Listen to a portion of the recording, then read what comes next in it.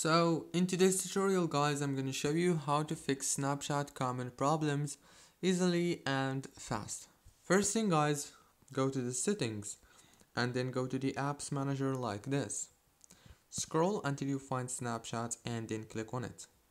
Click on force stop right here and then go to the permissions. Make sure that all the permissions are enabled. Go back, click on data usage, disable the background data and the roaming data, and make sure that the Wi-Fi and the mobile data are enabled.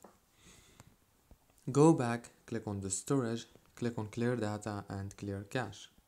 And the last thing you want to do is go to the Play Store or the App Store if you have iPhone, search for Snapchat and update it. Very easy and simple. So don't forget to like, subscribe, and thank you very much for watching this tutorial.